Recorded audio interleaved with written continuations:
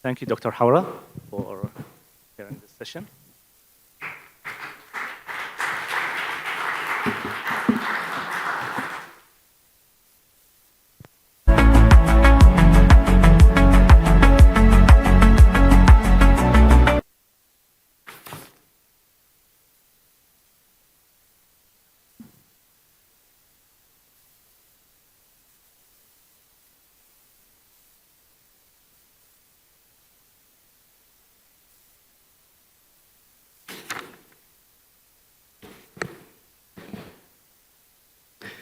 Hello, everyone. Sorry we had to skip the coffee break, so we stay on schedule. We hope you're all ready to attend the coming plenary session from our expert speakers, Prof. Thomas Scholz and Prof. George Tadros. This will be followed by a special session on fighting stigma in psychiatry with very prominent speakers, including Prof. Afzal Javid, the president of World Psychiatric Association, Prof. Johannes Vankata, chair of section on psychiatric rehabilitation, WPA, and Prof. Saul Levin, chief executive officer and medical director of the APA, and of course the person who made these 3 days possible, Prof. Medhat Sabahi. For this coming session, chairing this session is a great asset and mentor. Prof. George Tadros is a consultant psychiatrist and geriatric psychiatrist at American Center of Psychiatry and Neurology. Prof. Tadros has more than 2 decades in-depth experience in psychiatry, medical practice, and academia. That I'll mention just a hint of because we don't have enough time. Starting with, he first qualified as a psychiatrist and neurologist in 1993, and his doctorate in medicine from Keele University, his psychiatric training in the UK, and being a member of the Royal College of Psychiatrists, and was granted fellowship there in 2016. Welcome, Dr. Tadros. Stage is yours.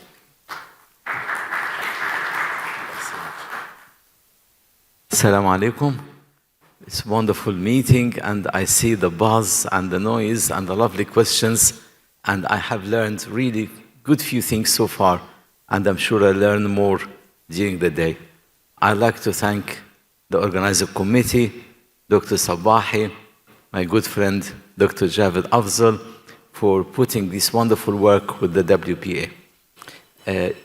Usually, I get impressed with the speaker's biography, but with Professor Thomas Scholz, I'm far more than impressed.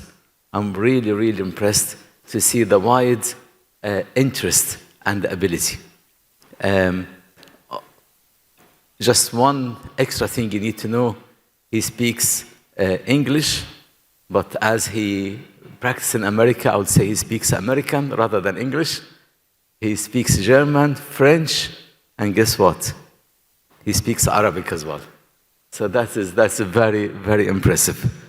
Professor Scholz held the position of the chair and director of the Institute of Psychiatric, Phenomic, and Genomic in Munich.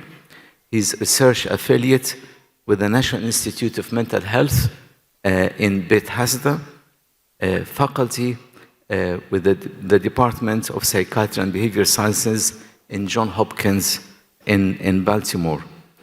He has many awards, just a few of them.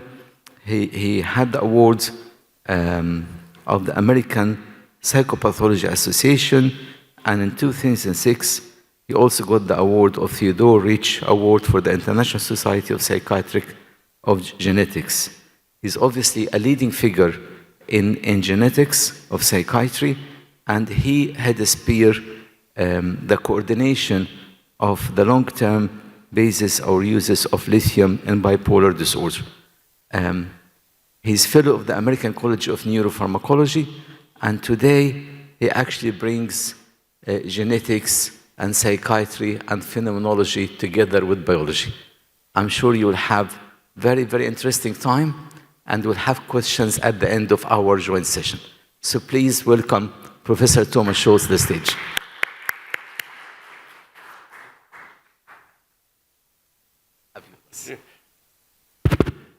بسم الله الرحمن الرحيم السلام عليكم ورحمة الله وبركاته صباح الخير. Well, شكرا جزيلا لكن أريد أتكلم. أنا طالب صغير لغة عربية طالب صغير أنا شكرا جزيلا. هذه دعوة إلى Abu Dhabi. It's been a pleasure. I would like to talk to you a bit about the world of genetics, of psychiatric genetics, as we see it today. It's a quick journey through maybe 100 years of psychiatric genetics. So let's start this journey. Here, big one, yes. So psychiatric genetics actually, as I said, is a journey. And it's a journey that has been going on for, well, roughly 100 years. Because in the early 20th century, we saw the beginning of family studies. That led to twin studies and further on to adoption studies. And all these have laid the foundation for us knowing that there is a hereditary basis, a genetic basis. Then people thought, okay, let's try the methods that human genetics has in store for us. Let's do genetic linkage studies to try to analyze in large pedigrees or smaller pedigrees, like with sibling pairs. Let's try to locate, identify those regions in the genome that harbor those genes, those vulnerability, susceptibility genes. Or they performed candidate gene studies where they had a hypothesis that a certain gene for a certain, let's say, transmitter or so might play a role. So this was the time, this was around the 90s, the end of the 20th century. Then we started into a new era because we realized that, well, all these studies, they produce results, but we had a problem with replicability because some studies found something, others didn't find anything. So then came, and we have heard this at this meeting, collaboration is key. And then came something that is now, has become a standard. It's genome-wide association studies, where you scan the whole genome, not just a few variants, not just a few regions, but the whole genome with up to millions of markers. And you do this in large samples. And these large samples, how do you get them? Only through collaboration. That's why we now have huge samples in the hundreds of thousands. And now we have entered the stage where we not only use genome-wide association study, that is chips basically that you buy from a company, but you can also sequence, that is finding new variants that might be only present in a certain family or in a certain population, in a certain regional population, and so forth. So we have now a journey of 100 years, and we have learned a lot. And we are now using modern technology to further this field. And again, I want to highlight this year 2000 because that's when this major change happened, when we went from these smaller, underpowered study to large, powered, highly powered study, genome-wide association studies. So whereas the 20th century saw genetics, now the 21st century is genomics. That is, we are not looking at a few variants, we are looking at the whole world of variants. We do this by using big data, novel, powerful molecular tools, as I just said. And when we do this, we have to apply stringent thresholds. Because when you test 1,000, 100,000 markers, 1 million markers, you have to correct for that. So we use these stringent thresholds for significance, for p-value. So we only accept the p-value less than 5 times 10 to the minus 8 as significant. Now, for that, of course, you can't use a small sample size, right? So that's why consortia are so important. And that is, again, a testament to international collaboration. Through international collaboration, we have been able to actually do this. So, like the Psychiatric Genomics Consortium, there's so many other consortia focusing on imaging, focusing on other things, but consortia are the key. So, the results of these consortia are these genome-wide association studies, and I'm not going into the details, just showing you a few plots here of the schizophrenia results, the major depression results, and the bipolar results. Is there a pointer? No. So what you see on the schizophrenia slide, this is called the Manhattan plot. Actually, a friend of mine, who was Fernando Goes, who we had the pleasure of hearing yesterday in our symposium, he also said, well, we could also call it an Abu Dhabi plot, because you can see skyscrapers and you can smaller houses. So the idea of this is that you have the chromosomes on the x-axis and you have the p-value, the negative 10 log of the p-value on the y-axis.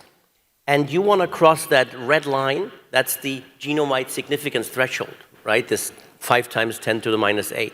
And every marker that is above that line is genome-wide significant. Every marker is a valid finding. These are markers that are associated with schizophrenia, major depression, bipolar disorder. You can see in schizophrenia we really have now several hundreds. Combined we have maybe 400 for these disorders.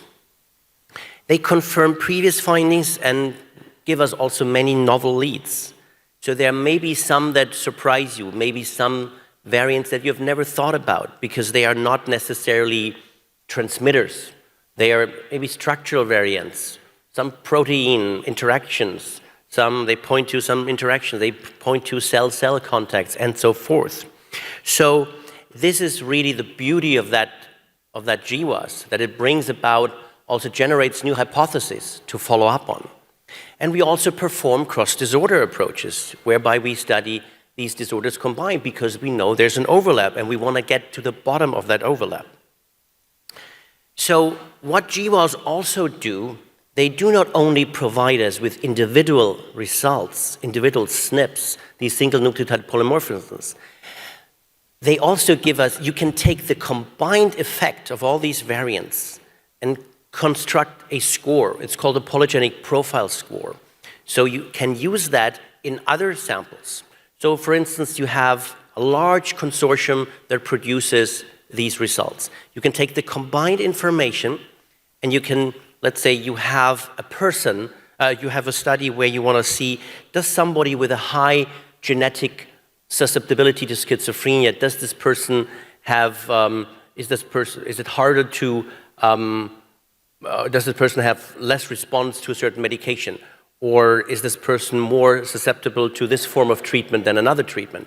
So you can take the combined information, you weight that, you genotype that individual, you weight that individual based on the information you got from these scores, from these large consortia. And then you have just one variable, and then you can use that variable in these studies. So that is now being done, these polygenic scores analyses. The question is what is the clinical utility at this point? Well, the jury is still out, but it's definitely something that we have now a variable, one variable we can build from these GWAS that we can use in further downstream analyses. So what is the complete picture now of genetics in psychiatry or in complex genetics? So if you look at the whole spectrum of genetic variation, you go by allele frequency and you go by effect size. These are these two factors that you want to look at. So you have very rare variants and very common variants. These GWAS typically capture those common variants. We typically say above 5% allele frequency.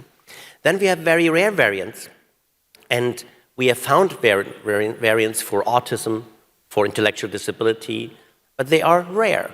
So they may only be present in 1 out of 1,000 individuals, but they very often have a larger effect size. So the area in which we are working is basically rare alleles causing Mendelian disease. We have known it for a while, and then common variants and down to common variants implicated in common disease by GWAS. And we will have a hard time finding those that are outside that line there, or that big bar that goes down. So there may be some rare variants of small effect that will be very hard to identify. And there are also maybe a few examples of high effect common variants influencing common disease. So, but this is the area in which we are working. So, where are we now? Where do we stand? Well, we did not get what we hoped for 3 decades ago. That is a handful of major risk genes. I just saw Professor Marcella Rietschel in the room from the University of Heidelberg in Germany. She was my first boss, and I was at the University of Bonn. And when I arrived there, my task was to recruit these families. And basically at that time we thought, well, let's recruit 100 families, another group recruits another 100 families, and we'll find these genes with whopping effects. Well, this was not to happen. We now know better. It's not like that. But still, we have made tremendous progress over the last decade, I would like to posit. Because we have identified hundreds of genes, well, we have identified them not in this concept of saying, not along these lines, this is the gene. So we have many genes, and they together form a polygenic background. And we can use this, as I just said, for polygenic profile scoring. And we can use it, of course, to individually follow up on some of these genes or gene groups, gene clusters, to see what pathways they are involved in. And we also have a clear evidence of an involvement of rare genetic variation, such as copy number variants, intellectual disability, autism, and schizophrenia. This actually is now also used in diagnostic workups recommended by professional societies for genetic testing. And there are many novel leads, as I pointed out. What would I like to see happen in the next decade? Well, first of all, I think we should do what we have started doing, that is continue psychiatric biobanking. Without samples, without well-characterized samples, we can't do anything. So, and we should do the background genome-wide association study along the way. When we started 10 years ago, 15 years ago, 1 GWAS per individual was $1,000. Now it's $30. It's really something, it's a standard thing. We should just do it, so we have it. We can build these polygenic scores, for instance. We can use these scores to explore etiology, comorbidities, diagnostic overlaps. And we should do deep and longitudinal phenotyping. Marcella Rietschel yesterday said this, that this is the challenge. This is today's challenge, the phenotype. It's not the technology anymore. The technology is there. The technology is fast-paced, and we have everything at our hands. What we do not have yet is, well, we have a lot of samples, but we need more. And we should also think of, we just heard from Professor Okasha that, we have to think of the course, the life course. It's not just one point in time that a diagnosis should be based on. But this is not yet mirrored in the everyday work of genetics, because it's really hard to build longitudinal samples. So we need to focus on this. We need to change a little bit gear here and focus on treatment and outcome, not only on diagnostic categories as defined by ICD or DSM. And we should complement genomics with other omics. That is proteomics, transcriptomics, methylomics, microbiomics. There's so many other omics, meaning so many other technologies that dive into the biology and do it in a wide way. And we should study a large variety of ethnicities worldwide. We know, we have to admit, that so far it's very Western-centric, America, Europe, maybe Australia, then now we have more samples from Asia, but there's still a huge need for samples from the African subcontinent, from this very region where we are today. And I also think psychiatric genetics is not just like a fringe science. It is actually psychiatric epidemiology with a biological touch. So I think we should embed psychiatric genetics with global public health, with global public mental health as well. And I will give an example later. Just a few examples now. Polygenic profile scores, predictive approaches. Here, we looked at the psychosis spectrum. We looked at the gradient of genetic risk proximity, and we found out that it's commensurate with the continuum model. So basically, a schizophrenia risk score also predicts highly schizophrenia in another sample, but also bipolar disorder. And what we also, here we looked specifically at the schizotypy. We wanted to see whether this notion that schizotypy, this personality trait, has something to do with psychoses. And actually, you can see at these low bars down there, there's nothing. So these polygenic scores of schizophrenia or bipolar disorder have no bearing whatsoever on schizotypy. So maybe this whole notion that we have from literature and from maybe some observations, well, we couldn't find any genetic basis for that. So this is a use for polygenic profile scoring. And I mentioned psychiatric biobanking. You have heard of the term biobank before. Well, some people mistake biobank for a freezer and an Excel sheet. Well, this is not a biobank. A biobank means that you carefully recruit and store your samples in a highly controlled way. And it's not just a freezer somewhere that might, that somebody might pull the plug on. It's a secure environment. And you want to have good standard operating procedures. And you want to have and you want to have continuous recruitment. So ideally, every patient or every non-patient, a control individual for that matter, whoever comes in, should be recruited. We have the UK Biobank as an amazing example. We have biobanks at Harvard. We have biobanks in Tennessee, in Nashville. And we have now many biobanks in other countries. And we just have we started a small biobank that is specific to psychiatry. That's important, that's my pitch here. Whereas there may be big biobanks, large biobanks, they cover the whole population. We also think we should enrich it, right? So I think we should enrich it for mental health. So in Munich, we started a Munich mental health biobank where every patient is entered into a highly sophisticated system and can be used further down the road, having a broad consent for any study that we may not even know we want to do at this point, but maybe 5 years, 10 years from now. So just another example of what we can do, and talking about these important phenotypes that we have so far not really considered. Genome-wide association study of age at onset, that's what we do, and polarity of onset, that's what we did a while ago. So we looked at the overall sample from the Psychiatric Genomics Consortium. We gathered all the information on age at onset and polarity of onset, whether it started with mania or depression. Now, you would think that's easy, right? Because we have 60,000 samples, and we should get 60,000 samples with information on age at onset. However, it was not easy. It took us like almost 5 years. 5 years. Although we are in this consortium, we know these folks, these are friends of ours. But when you ask them, can you give us that information, then, well, we don't have it. Oh, let me check. Let me see where it's stored. And there we have the problem. This information, although the treating psychiatrist would know it, the information has not entered a biobank. The information is not readily available. And that's where these big consortia are still failing us.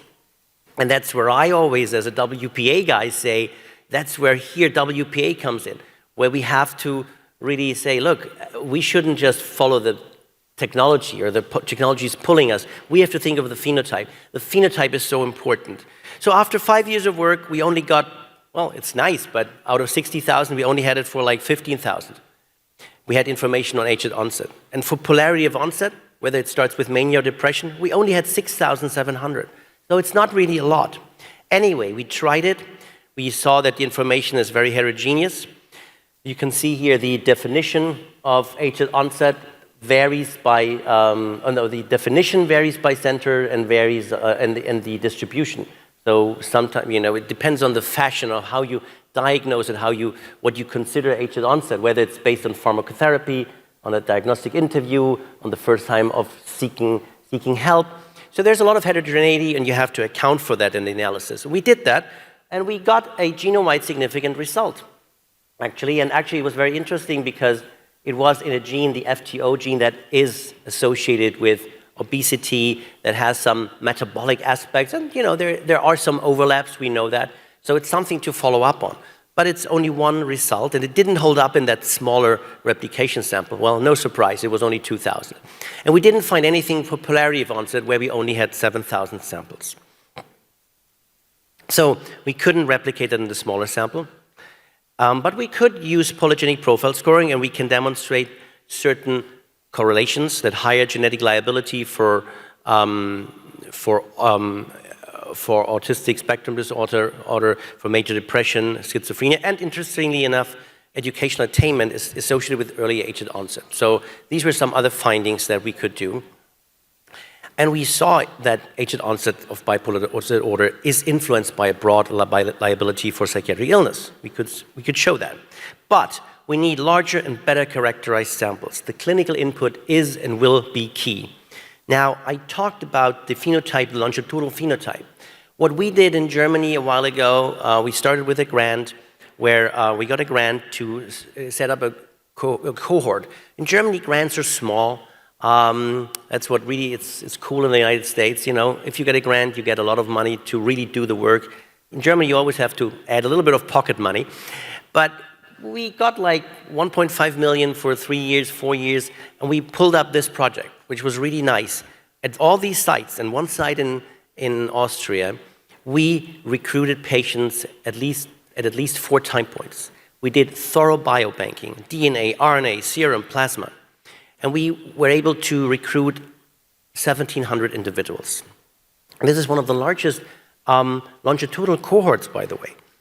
And this is now known as the PsyCore study. You can look that up, and it is a resource that you can use. You can go to the website, and you can request a collaborative project with us, or we have to look at data protection rules and all that stuff. But the data is there. There's a code book. You can see all the variables and all the demographic, all the statistics in there. You can see it, and you can contact us about some projects that you would like to do with this sample. So, for instance, we started looking at transdiagnostic longitudinal phenotypes. So we came up with new longitudinal definitions of phenotype. So you have these clusters here, A, B, C, D, E. Well, they are made up by different diagnoses, schizophrenia, depression, and bipolar disorder.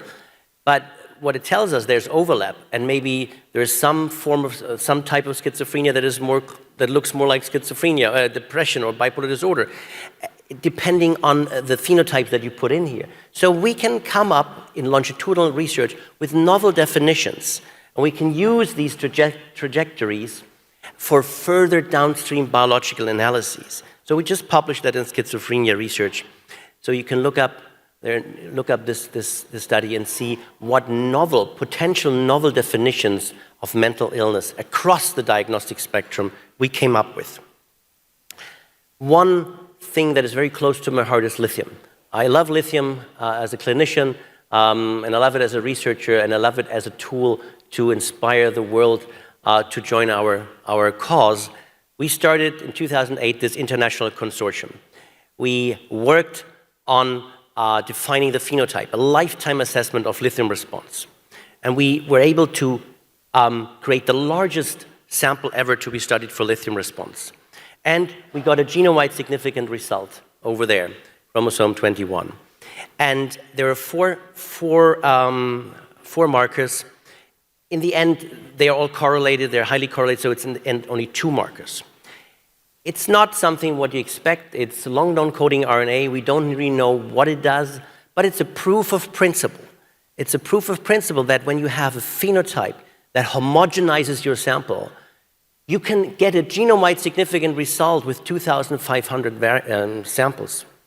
For depression, it took the consortia like up to 10 years. When they got like finally 15,000 samples, so they were able to show genome-wide significant results. Here, with 2,500. Why? Because lithium response may be a very homogeneous phenotype. So this was an important step, and the Lancet honored us, and they honored that and accepted it as a paper. But what's more important, and I say this here in the context of international collaboration, we were the first group to ever convince Lancet to publish 124 authors on this masthead. They told us, give us 50 authors, we only publish 50 authors. And I said, no, it's 124 authors, because in order to get the sample, you need collaborators from all over the world, and they did it. Well, nowadays, actually, they don't do this anymore. The authors have to go in the back. They don't like that. They don't like having the first page just full of authors anymore. But at this time, we were still able to do it. And I think this is what's important. In genetics, it's not about just technology. It's about phenotype. And it's about inviting our colleagues to join forces. And you don't have to be an expert in molecular tools. No, you just need to be a psychiatrist who is interested in this. And that's why Conlegion has been touring the world. We were in Lima, in Addis Ababa, in Khartoum, in Bolivia, Santa Cruz. We were in Azerbaijan, and we were in Kiev. It's heartbreaking when I see this picture, because there are many colleagues who are now sheltering and hunkering down. They're from Kharkiv, they're attacked. So, but anyway, I hope that one day this will be over and we can start recruiting in Ukraine. So we have these old sites, and we want to do more sites. And you can see there's a little hole there. I would like to do something fi Sharqi al-Awsat. Would be really great if we could find colleagues who are interested in lithium research, and we'll do this. Hopefully, maybe after the visit, we'll have some new collaborators here in the Arab world. So we have now a large consortium. You can click on all these flags and see where our collaborators are. And we want to go on. We are working on a second phase. Now, this leads us to pharmacogenetics. And yesterday, we had a special session on pharmacogenomics. You all know about pharmacogenomics because companies will approach you and say, hey, here's a test, you can use that, that will help your patient, and so forth. And in America, this is aggressively advertised to patients, direct to consumer. And they come to you and say, here's my test result, doctor, what do you do now? You want to prescribe me this here, but this test says I shouldn't get this. So we need education. We need to be educated about pharmacogenetics. And that's what, there's a huge grant that is led by my dear colleague Roos van Westrijnen from the Netherlands, who was also present here. And together we had this workshop yesterday where we had a little educational session about what are the prospects of pharmacogenetics? How can we use it? Are we there yet? And what is realistic and what is maybe nonsense? So this is a European Union grant that we that is doing exactly this study, and it's in various European countries, in Israel and the USA, where I'm leading a site and also lead the site in Munich. So here we want to do the largest non-industry study on pharmacogenetics. We want to see whether pharmacogenetics-based treatment is or will lead to a better outcome than just treatment as usual. And again, yesterday we had the session here, and we had a lot of discussion that was really very, very helpful. We had experts, global experts, and I was very happy also to invite 2 experts from Sharjah.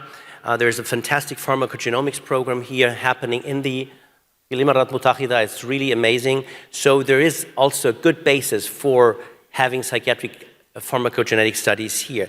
And I would like to say that this is thanks to the section on genetics, because with their help, the WPA was able to get European Union grants.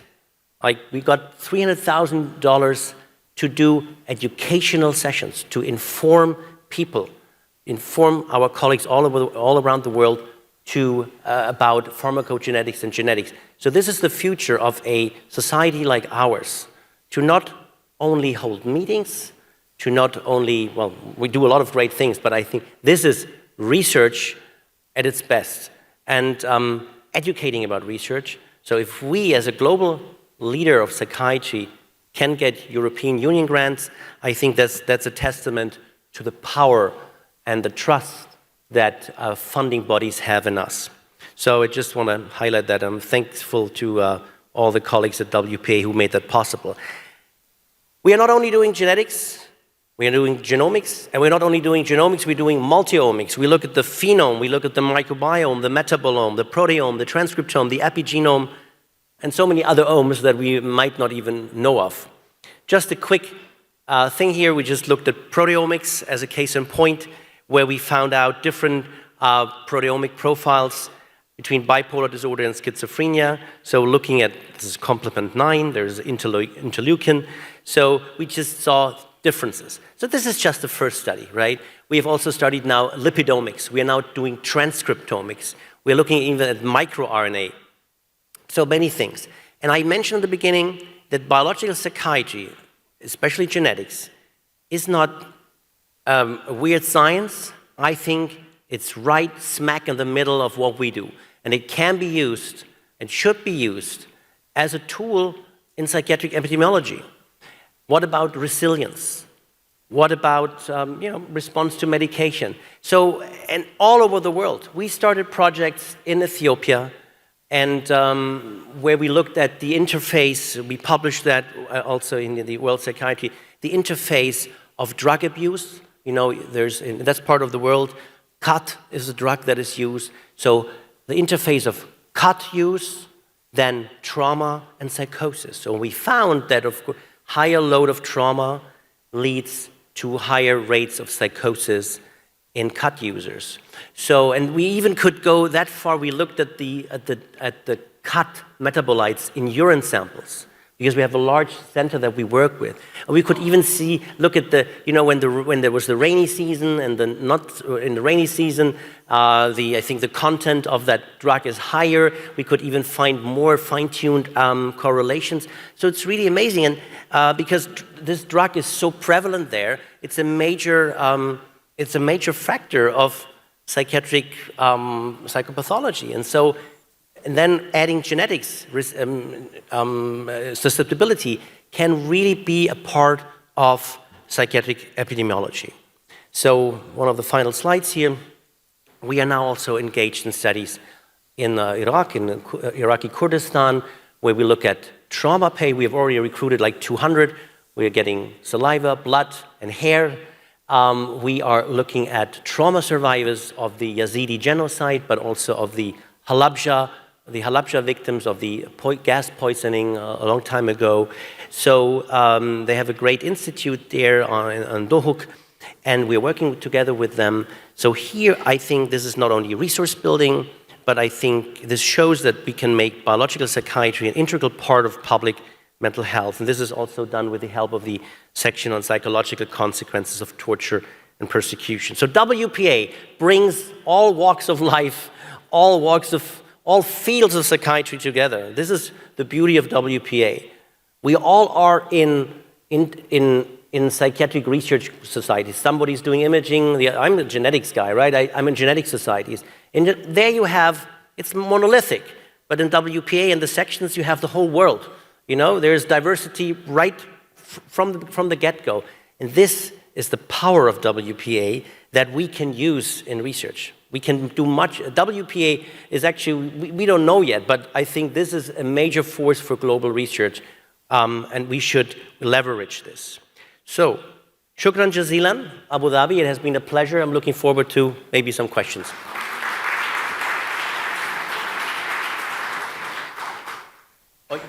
Questions later or after?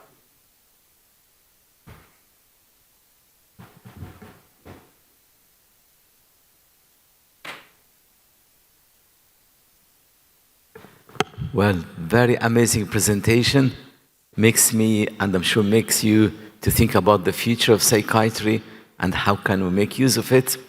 We'll have the questions at the end, and inshallah we'll catch up with time and make your schedule to go back to normal. It's just my difficulty now, Professor Scholz, how can I match your presentation? That would be a big challenge.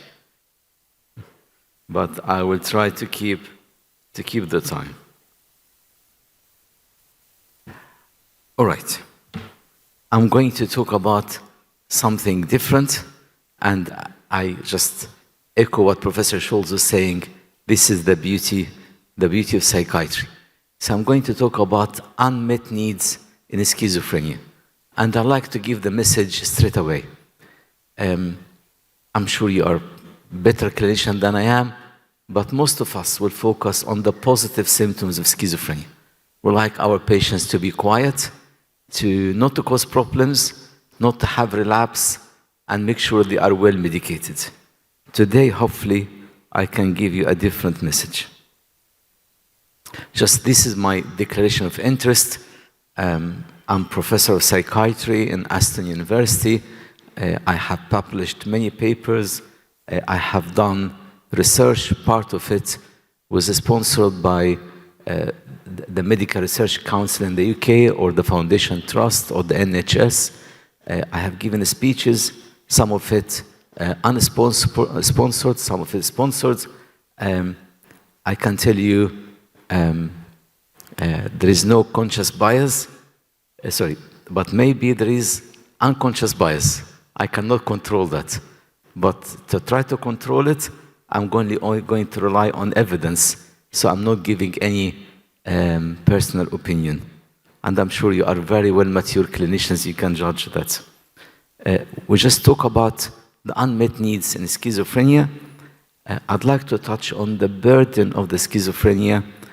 We'll talk about the studies of the unmet need, and also some medical management.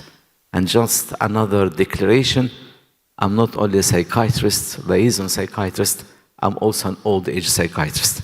So I'm very interested in the cognitive side of it, which hopefully I'll try to drag your legs into it. This is just from the UK, and to give you the size of the problem. This is from Birmingham, West Midlands. Dr.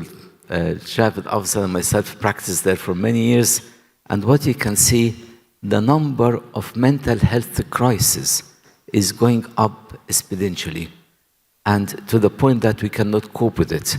So just for one single city in the UK, we have every month about 12,000 breakup in mental health, and is going up, as you see.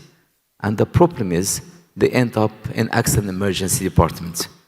And in accident emergency department, guess how they are treated? Treated really well? No. They feel they are pushed aside, they are not understood. Even the staff think our patients in NE are a waste of time because they cannot stitch them up or they are not bleeding. So patients have negative experience, and clinicians have negative experience about patients with schizophrenia ending up in NE. One of the solutions, and this is a paper I published a few months ago in the Nature Medicine, about the using of artificial intelligence in helping our patients not to fall into mental health crisis. However, today we are going to focus on the unmet need. As Professor Scholz was talking about the WPA and the international approach, I'm not going to teach you anything about schizophrenia because I'm sure you are very well experienced psychiatrists, but just to remind you, around the world, there are about 24 million people worldwide with schizophrenia. This is much bigger than many countries in the world.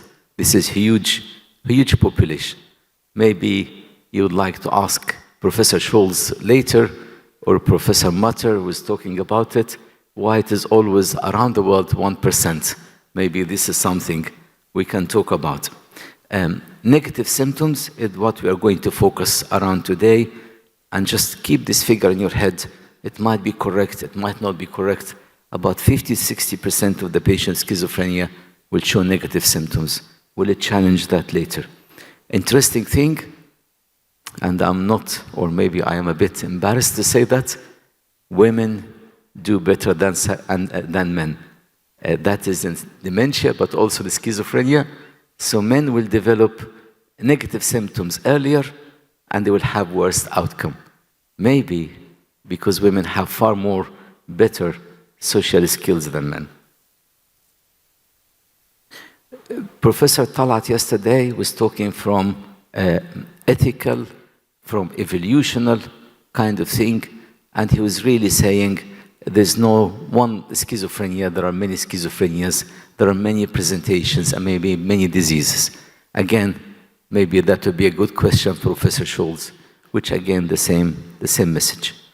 Just I want to share this with you because, as I said, I will bring your legs more into negative symptoms and cognitive functions. You all know the schizophrenia passes into a certain course, which is very different from one patient to the other. What I'm interested in is the early part of the schizophrenia. So the pre-morbid part, which is 5 years before the schizophrenia. And what you can see, which interests me, is some unspecific motor symptoms, social changes, some vague mood changes, but also you see cognitive changes. When I say cognitive, I'm sure you will remember one of the psychiatrists who gives schizophrenia a different name, which I'll remind you a bit later. In the prodromal phase, 1 to 3 years before the outbreak, again, negative symptoms are more than the psychotic features. We all know that when the psychotic episode starts, everybody gets alarmed. Everybody knows there is something wrong. I'm sure with the WPA, we have different epidemiology about how quick people come to psychiatrists and the years of untreated psychosis. But the message is, sooner or later, they come to psychiatrists and they will take antipsychotics, whatever the choice is. Roughly, we have been saying 1/3 of the patient will have remission, 1/3 relapse, and 1/3 will go into chronic state. Again, I'm going to go into a bit of more depth with this. So what you see here, which I guess, again, is not new knowledge, about 22% of people will have just one episode of schizophrenia, psychosis, well-treated, recover, which, very good news. 1/3 will have the more known course of relapses without leaving between the episodes, without having cognitive decline or negative symptoms. But about 8% will actually, every time they have episode, they have some minimum kind of changes. And more than 1/3 will have marked cognitive changes and negative symptoms which carries over from one episode to the other. I did a lot of neuropsychiatry in the UK, and one of the interesting thing which make me think about it a lot, we used to have patients with schizophrenia coming to the neuropsychiatry clinic because the psychiatrist discovered they have some cognitive decline. And then what we used to say is what? What do you expect? This is part of the schizophrenia. So if you look at it in more depth, you see the same kind of figures, but in more details, where in group 1, the positive symptoms are the top of the pyramid, and then things just disappear and good outcome.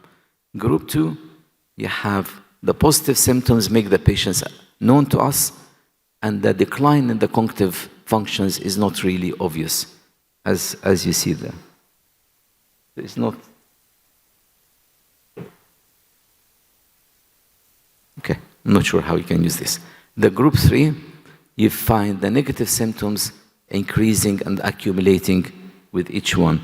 And the group 4, it doesn't go away. So what are the negative symptoms? And this is very interesting. And looking at it, I thought and I found that people think about it in different ways.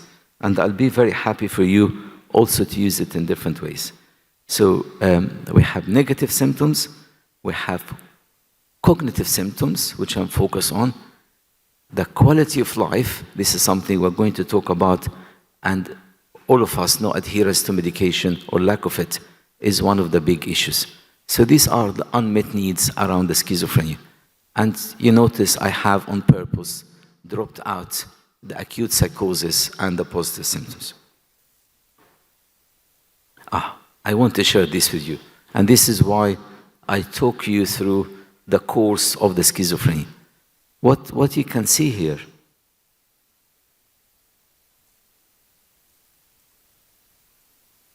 sorry, I'm not going to use the pointer. I think it will be difficult. All right, but what can you see here with the purple color? You can see the psychotic features really become apparent in the psychotic episode, treated well and recover after the end of the psychotic episode. But the negative symptoms starts well before the acute episode, but what is said here, it continues even after the end of the acute episode. Also the social functioning. Being an old age psychiatrist, the cognitive deficit actually continues, starts before the episode and continues. I'm sure you started thinking of a good man who gave schizophrenia different name. If you look at the history of negative symptoms, so John Russell Reynolds, 19th century, he started the idea of negative symptom. But actually, as you notice on the slide, he was talking about motor functions or sensory functions. So the loss of motor or sensory function. But us, being clever people, we actually took it in a different way, and Kraepelin said actually the negative symptoms can be in the emotions, so the dullness of the emotions or the loss of volition. Now, maybe we'll have discussion later on. All of you know Kraepelin called it dementia precox. Was he a clever man? Was he wise? Did he really understand things better than us? Was he wrong? Did he over-exaggerate the problem? Or did he just see the problem? This is we can talk about. Bleuler started talking about the lack of facial expression. And please, obviously, you are aware that was before the introduction of antipsychotics. Maurice died, and Paul Gerard, they talk about athymorrhea, which actually means the loss of desire and interest towards previous motivation. But I like the next bit, which I'm sure is not in any of you, is the loss of desire for satisfaction. I guess the very vast majority of you in this room look for personal satisfaction. They have curiosity about science or family or politics, and the lack of it is the negative symptoms. Jean Delay and Pierre Danker, they talked about the inability to start or initiate information. So even negative symptoms for different people across the history had different meanings. But now it is focused, if you summarize this, about two things: the reduction of emotional expression and the loss of motivation. Now, I'd like you to just look at this slide for a second, because that will make us to try to understand what is the prevalence of negative symptoms. So negative symptoms, you should have at least 2 of the 6 criteria: restricted affect, diminished emotional range, poverty of speech, curbing of interest, diminished sense of purpose, diminished social drive, and all of this you have 2, you need 2 for 12 months. The interesting thing about academics, how they can manipulate the data to give you the message they want to give you. So negative symptoms will include all these kind of things, which in the next slide, I'm going to show it to you in a different way. Today, we think of negative symptoms as 3 things: the cognitive decline, the disorganization of thinking, and also depression or the lack of the blunted emotions, the flat affect, alogia, social withdrawal, and apathy. If you want to simplified. There are some negative symptoms outside the person you can observe. There are negative symptoms inwards, which the patient will explain to you.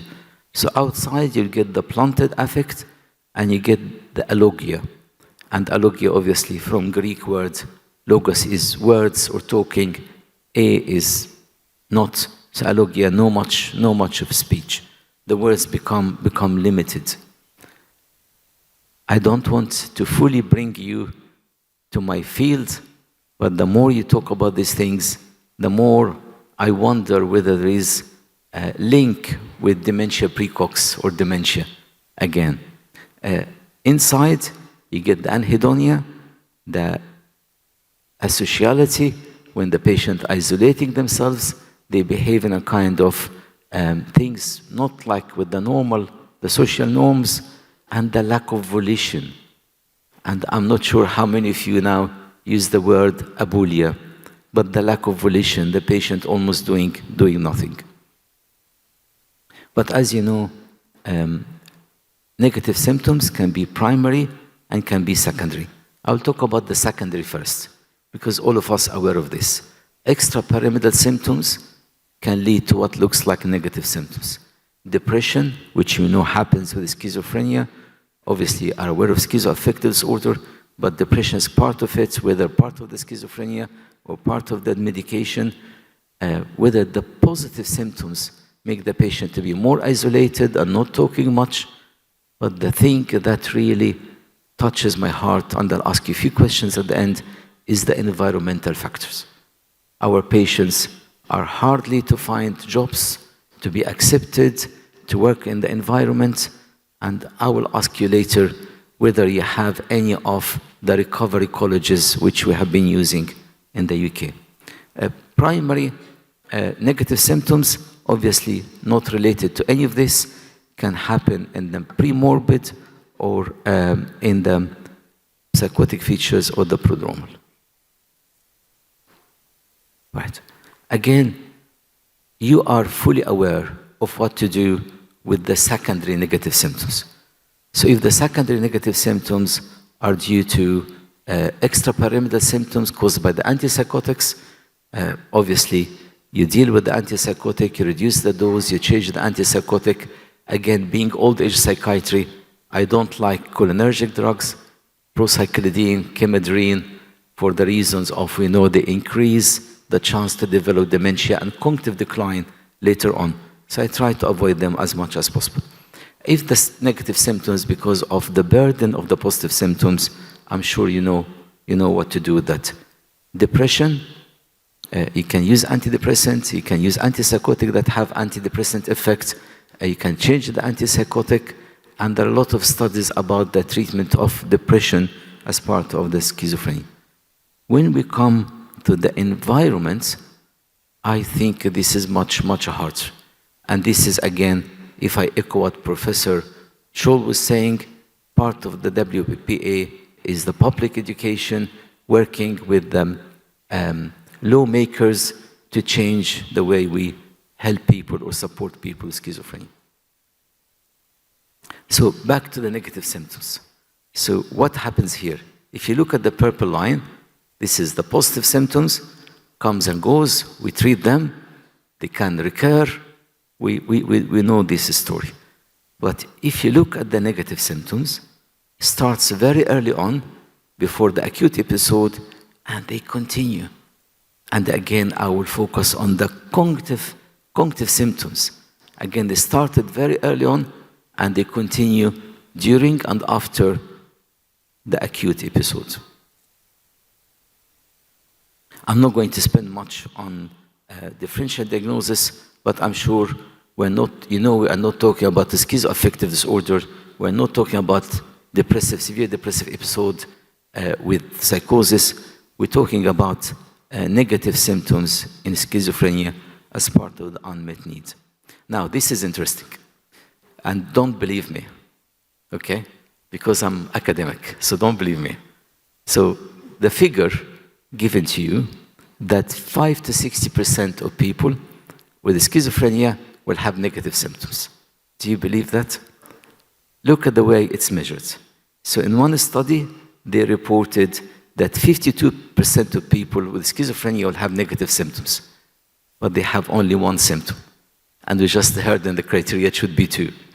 The other one, in Bob's, again, the same thing, 60% of people will have negative symptoms, but again, they talk about 1 negative symptom, not 2, not meeting the criteria. If you try to meet the criteria, the figure goes down to 15 to 20%. So my advice to you, when you read research, just be critical.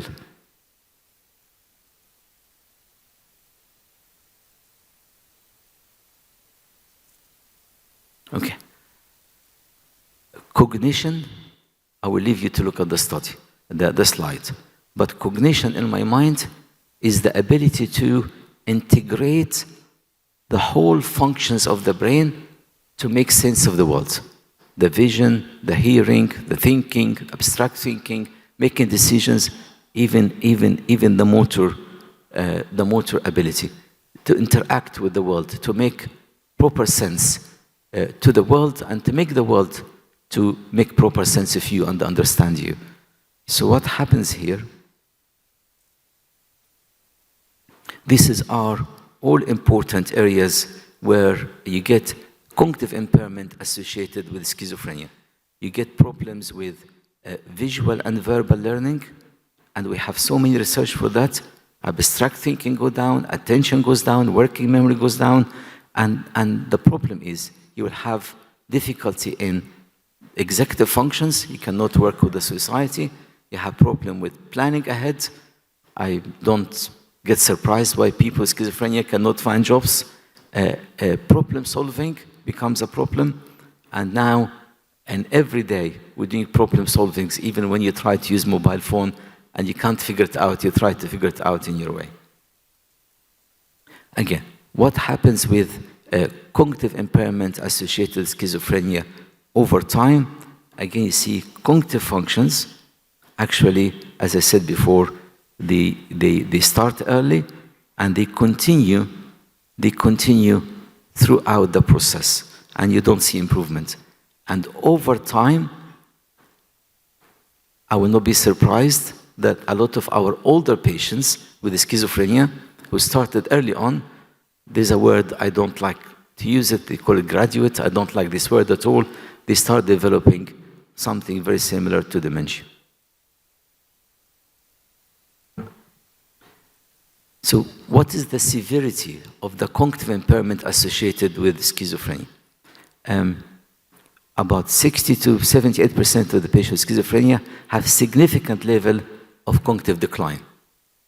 Overall, the deficit is 1 to 2 standard deviation from normal people, which is very significant. The difficulty for us in research, when you measure it on a pencil and paper scale, is very different from reality. So what happens then? And I know my colleagues, Dr. Medhad, Dr. Javed, they worked on the rehabilitation. We all now, the whole philosophy of psychiatry is towards recovery. And what we have learned, you should focus on recovery from day one. But when you have negative symptoms, the chance for rehabilitation is less. You cannot integrate with the community. You have problems in problem solving. You cannot find a job. You cannot live independently. So everything we try to do becomes much harder. Let me move slightly to the burden. And again, I'll show you the difference between us thinking as psychiatrists and the families and the patients. So schizophrenia is one of the top 25 disabling disorders in the world. But you look at this. This is a very, very sad figure. And I love what Professor Scholl was saying about working together. And with the WPA, with other organizations, we need to focus on this. Can you imagine our patients' lives cut down by 10 to 25 years comparing to the general population? And part of it is obviously suicide, which is very much increased, but more than that. We have a research from the foundation in the West Midlands in the UK. the way we physically, I mean physical health disorders, treating our patient with schizophrenia and mental illness is far worse than treating people without mental health. So to the point that diabetes in patients with schizophrenia is badly or unfavorably treated to diabetes with other patients. I'll even tell you something really difficult. In our study in the West Midlands, patients with mental illness who had a stroke, their chance to have thrombolysis is much less than the people who don't have mental illness. So the way they are treated is different. The medication has effects, obesity has effects, all these kinds of metabolic syndromes. But part of it is the stigma and the way the medical establishment treat our patients with mental illness. I'm not going to go through all of this, but just to remind you, even our medications have far wide range of side effects that can affect patients' life. I'm not going to repeat everything, but cognitive impairment, DVT. All of us, when we travel long distance, long haul, we worry about DVT. We know our medications give patients DVT. And sedation and metabolic syndrome, I'm not going to go through the things you already know. Why our patients, we worry about our patients adhering with the medications, and I'm going to blame ourselves, which is the best way. We need to practice patient-centered approach. When the patient is part of the treatment, not the treatment forced on them, we discuss with them the side effects, what they prefer, give them options, and see what options they want.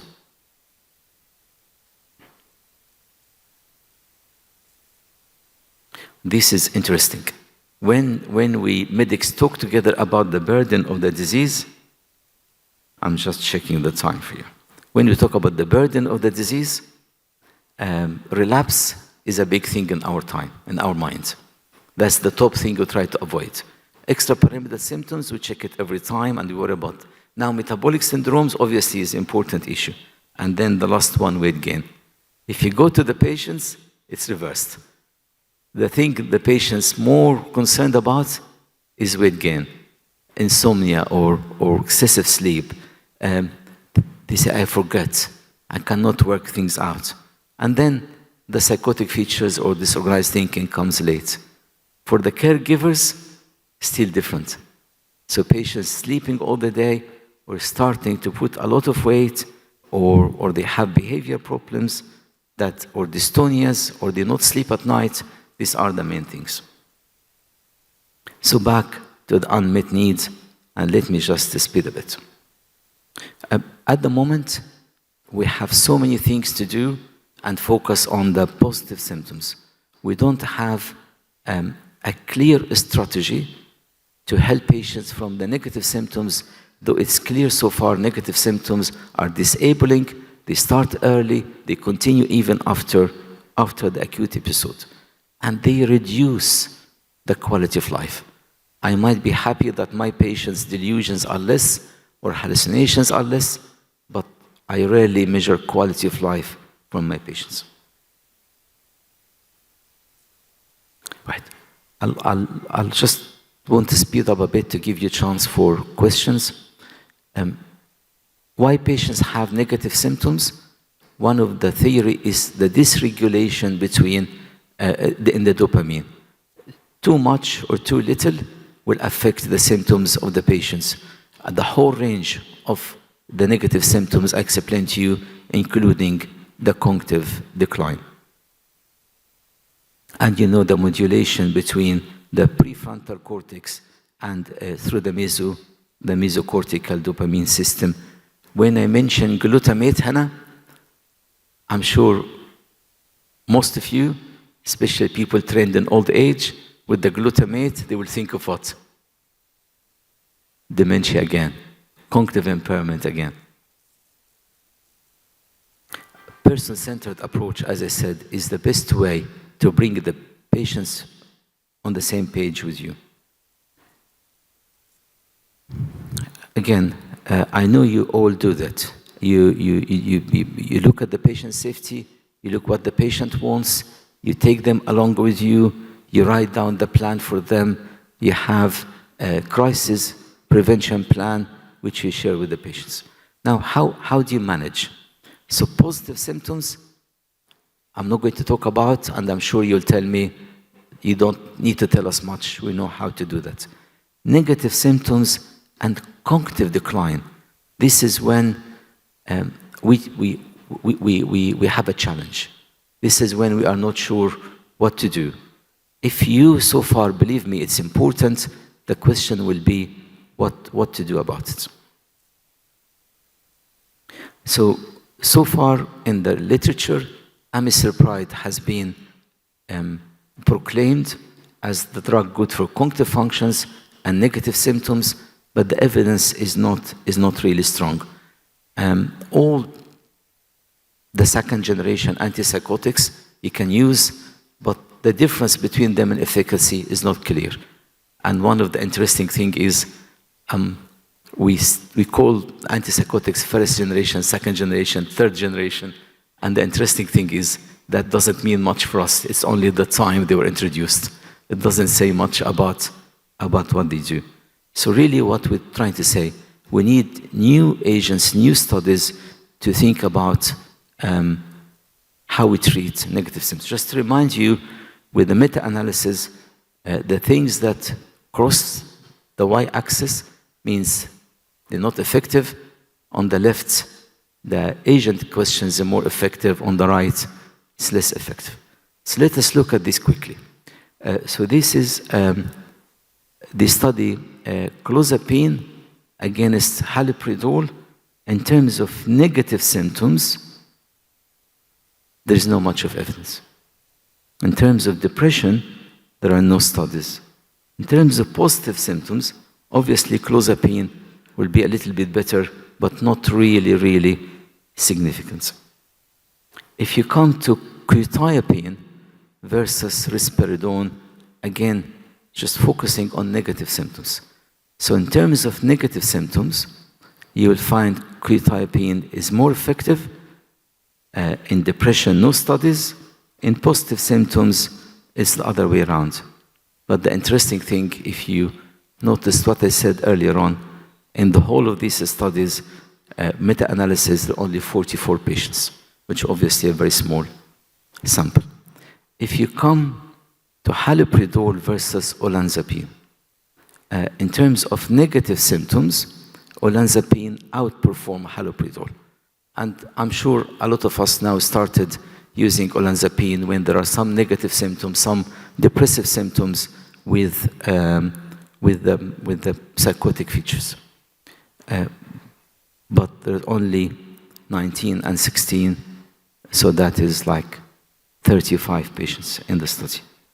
In terms of depression, in terms of positive symptoms, there is no much of difference when coming to the right side of the scale. If you look into negative symptoms with the new cariprazine versus risperidone, so for the negative symptoms, you can see it doesn't cross the line. It is all on the left side of the axis. So cariprazine seems to be more effective in negative symptoms. And the number of the patients is a good number, about 450 patients. In terms of depression and positive symptoms, they are almost the same, which means it's not due to the management of depression or the management of positive symptoms. You know, I'll not talk about cariprazine in terms of the way it works. But this is again in the Lancet, and as Professor Scholes was saying, the Lancet is our big reference, and this is a study from 2017. So again, trying to be honest with you, you need to think this is about 5-6 years old. And what happens here? Compare negative symptoms between cariprazine and risperidone, and you find cariprazine outperforms risperidone in terms of negative symptoms.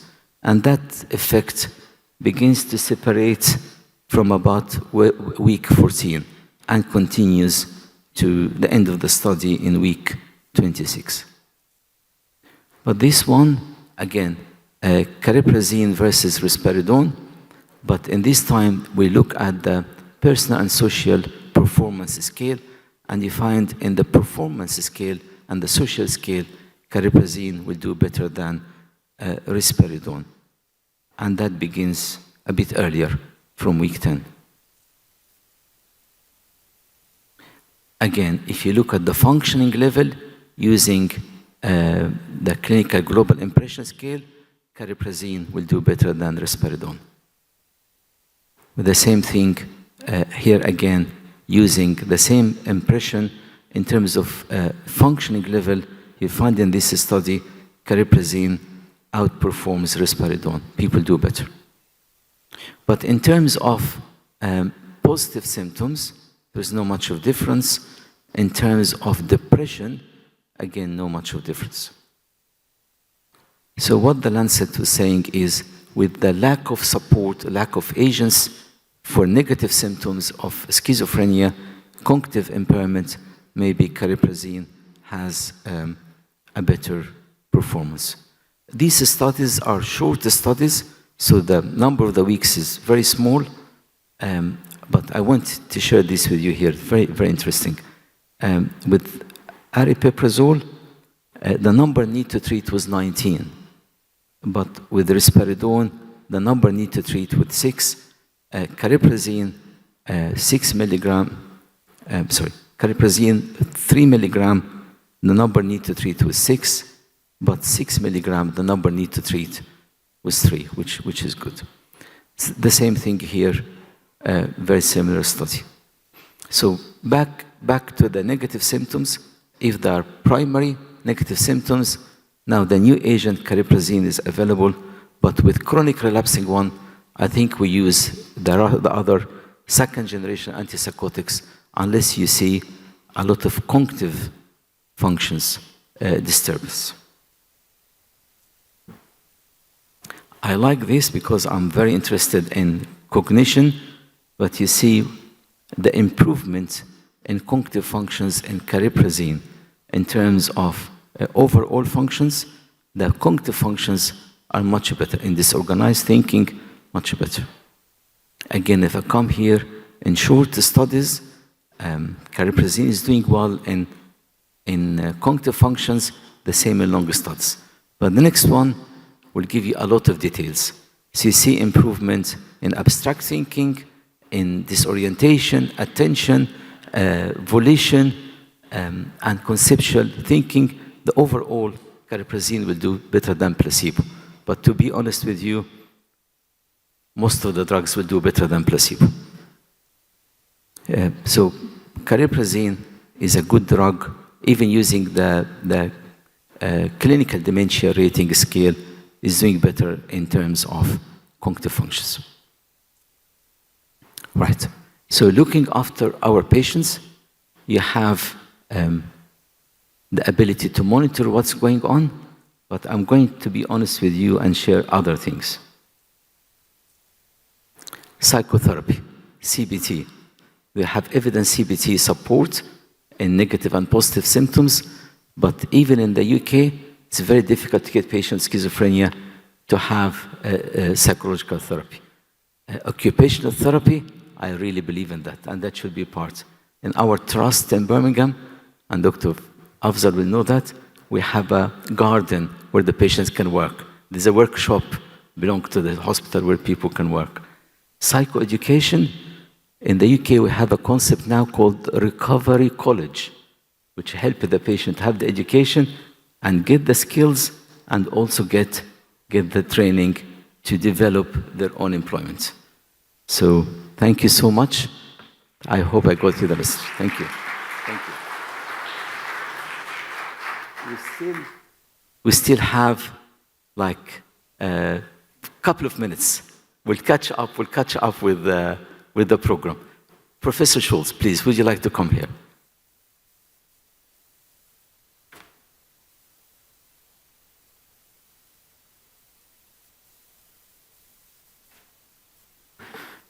We'll start with questions with Professor Schultz.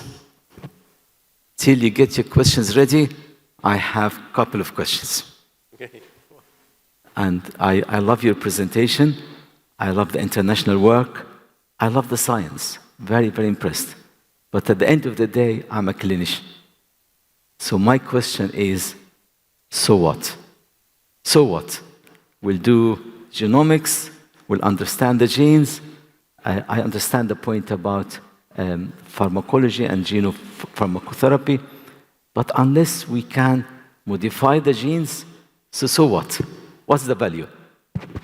Well, actually, I also ask this question myself every day. All right.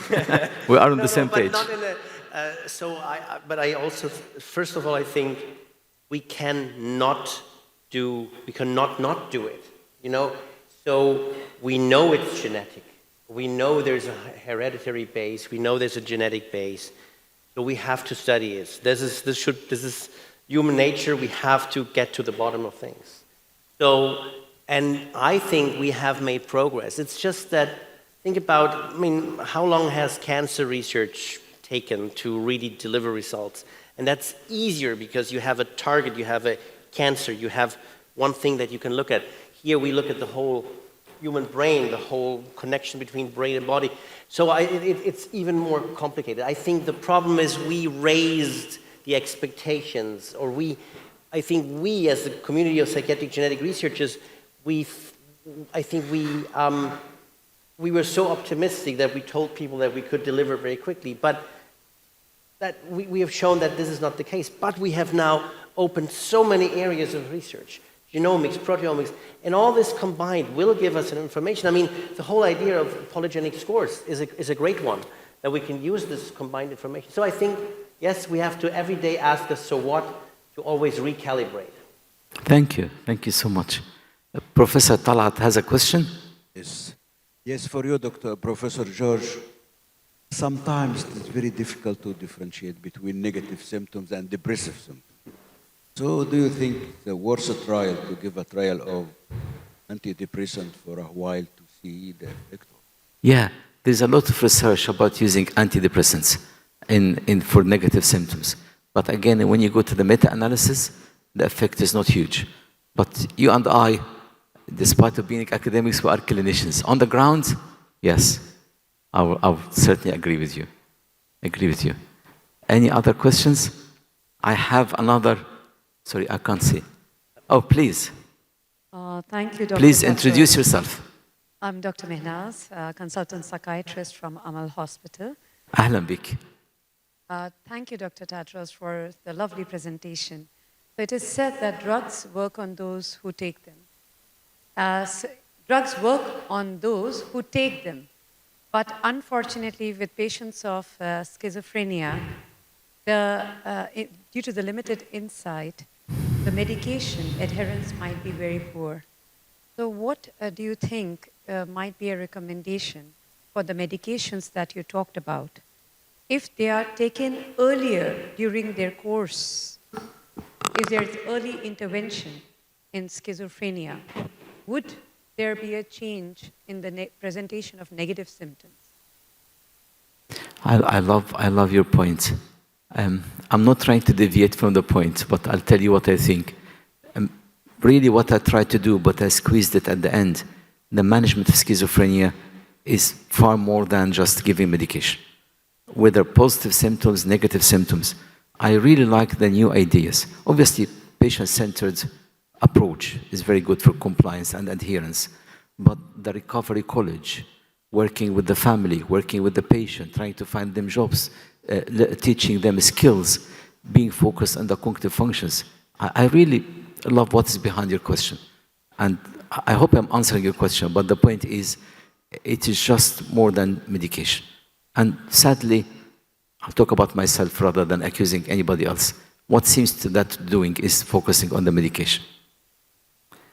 Right. Very last question. I'm going to take the advantage of that. Can I? Sorry. Please. I don't have a question, but just a comment. Because you asked me, so what?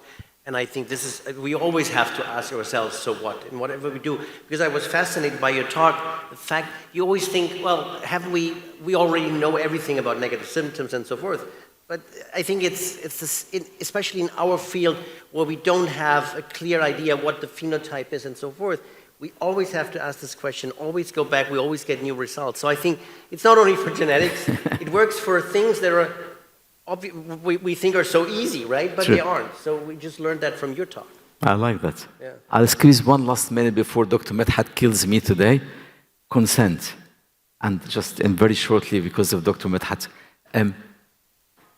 you took a consent from the family, from the patient. Sorry? You obtained consent from the patient. My point is, genetics does not affect only the patient, affect the whole family. Oh, yes. Did you have any concerns about that? Well, this is a very, very important question. Well, if you, the regular consent form for genetic research, in family studies, actually there is a detailed way to ask these things. So, but for the there is, I don't know, we will not ask for every possible, I would say, so if you just have a patient, there is in the consent forms, we don't have this in there.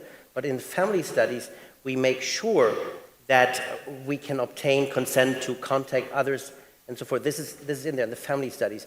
In the tradition, when it's a case control study, this is not the case.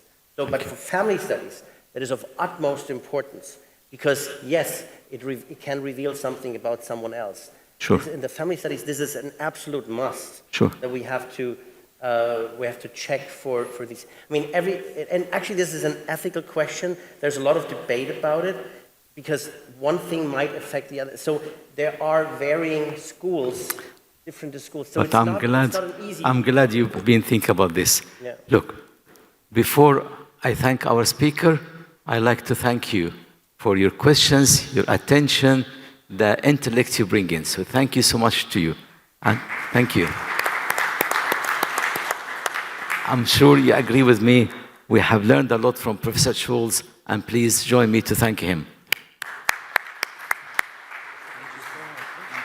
I think they have something. Oh, wow.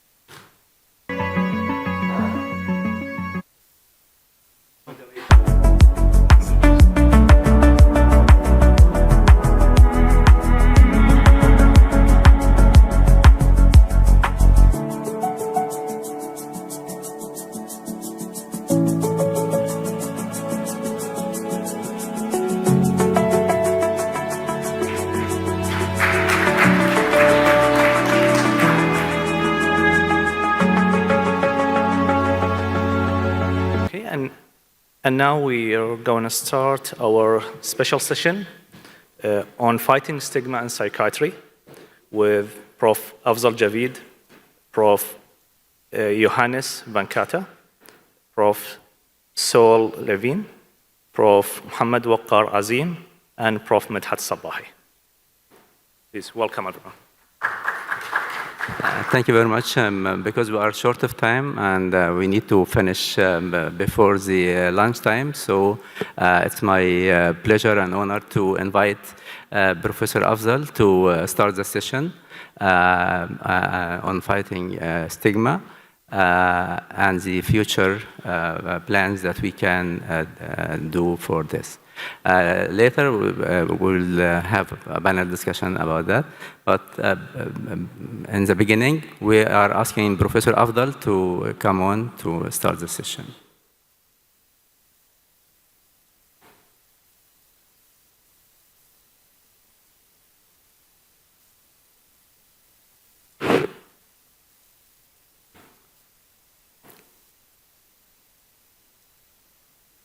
Good afternoon.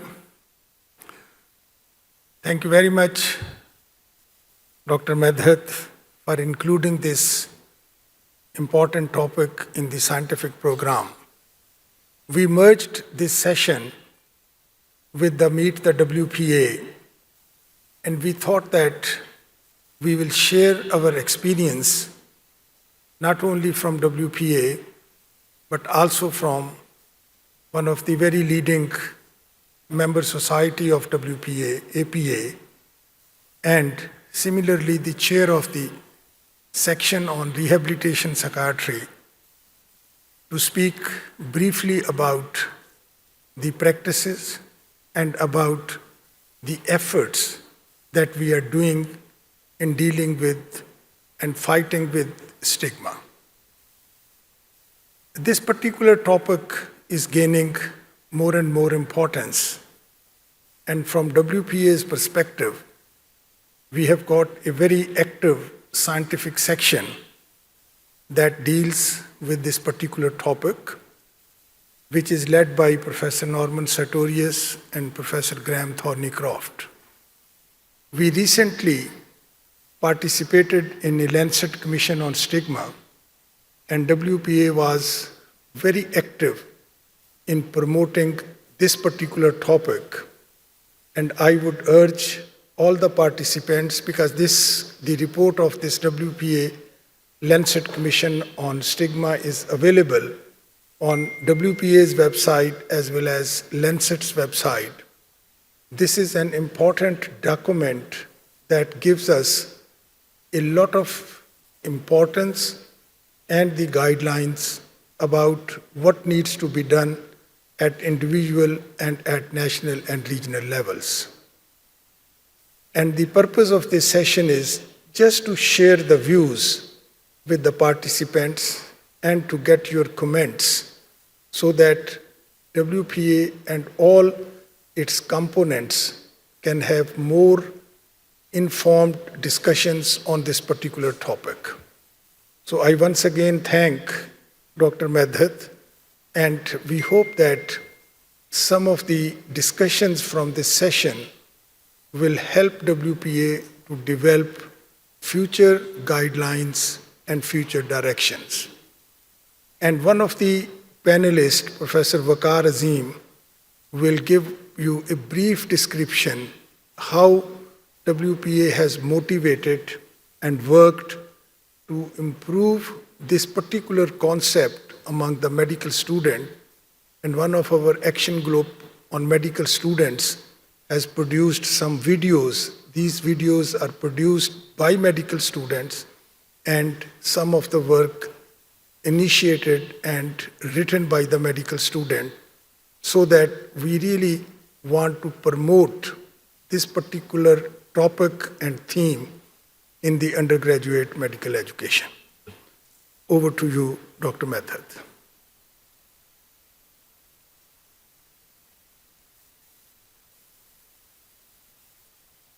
Okay, so we're going to ask the esteemed faculty to join us on board, but firstly we'll have the video to be played.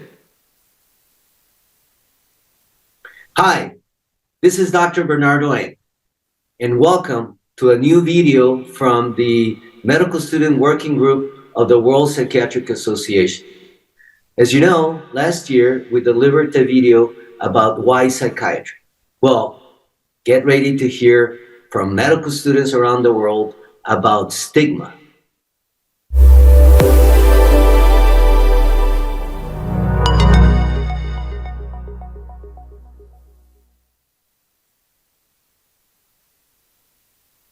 Do you identify any stigma associated to becoming a psychiatrist? Yes, some, I guess.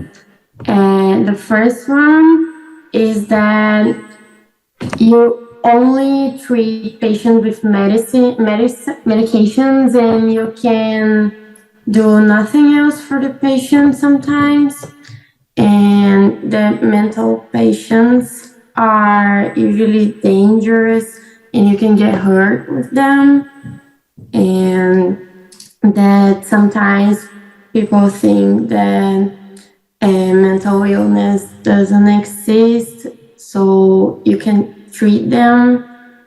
I think that's it. These days, there was no room for weakness and mistakes. We must put tough front and back first and try to be perfect. We all forget that anyone can be vulnerable. We all have a weak side, and that's okay, because we are human after all. Here's what happens. When those weaknesses could not be expressed, tensions and stress builds up, and that is the formula for developing mental illness. Here is second stigma that has taken place. Seeing psychiatrist is only for the insane. This is what society believes, and anyone who sought help is labeled as such and not in their right mind. As a result, they refrain from seeing psychiatrists. This is a reason to believe why psychiatric disorders is under-recognized. Okay, thank you for the question. Currently, because I'm not a psychiatrist yet, I could not say a lot about what stigma in psychiatry residency is. But I believe that the general stigmatization for psychiatrists is that mental health workers or psychiatrists or everyone in the mental institute in general are sometimes labeled as important, not so important, sorry, not so important people. Like sometimes people correlate psychiatrists as just someone who dealing with crazy people in asylum or just someone who are wasting their time studying medicine because they at the end just studying with quote unquote study crazy people, that they are not important or they're definitely not as cool as people or doctors who dissect like surgeons. But I know that that is not true, and the reality is so much more than that, especially with the raising awareness of mental health well-being. Now, psychiatrist is not only someone who just quote unquote dealing with traditional crazy or what we call as schizophrenic patients, but they're also working with more people with trauma, with people who lost their will in life, with people with mild and moderate mental illnesses, and in general, people who want to be mentally healthy, just what just as they are physically healthy. And definitely, psychiatry is not as bad as what people say. Thank you for the question. So, there's still prevalent social stigma that comes from the deep-rooted cultural values of fearing the diagnosis and treatment of mental health issues, which hasn't led for full-fledged acknowledgement of mental health problems in my community. Yes, this is the stigma that I think is still associated with becoming a psychiatrist. Thank you very much. And now I'll call Professor Waqar Azim to wind up the rest of the video. And meanwhile, I'll invite the faculty to come on stage. Please join us on the stage. Please do, Dr. Waqar.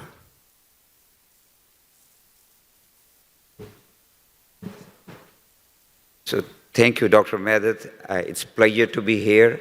Just want to mention briefly about this video.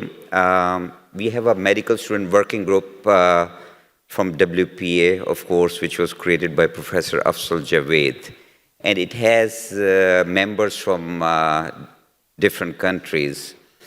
And there's a special emphasis on that why medical students should pick psychiatry. Secondly, about their burnout and well-being. And third, about stigma. So this video was created by medical students, 12 medical students from 5 continents from around the world who talk about what is the impact on mental health. And secondly, do they think stigma is impacting why they should choose psychiatry? So we just released it. It's available on our website on the WPA. It's about 22-minute video. Hopefully you'll be able to watch it in full. Thank you so much. Thank you, Professor Waqar. I think this is a very important video that we should have a look at and to share with all colleagues. Now we will have inputs from all the esteemed faculty about their views regarding fighting stigma.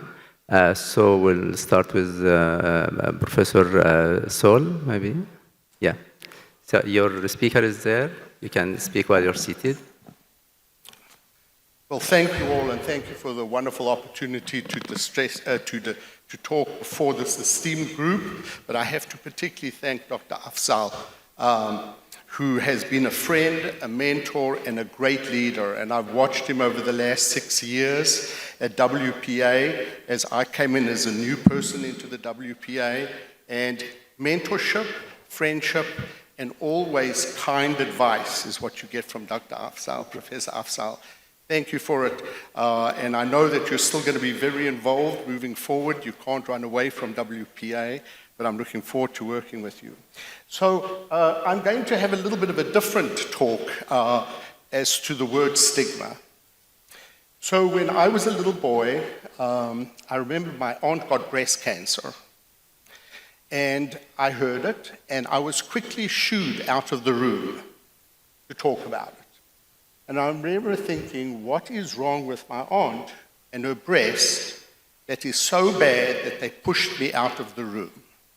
And it's a memory still today that I have deep thoughts and anger about, was why did they send me out? I loved my aunt as well. And whatever they were going to tell her, they should have also let me hear as well.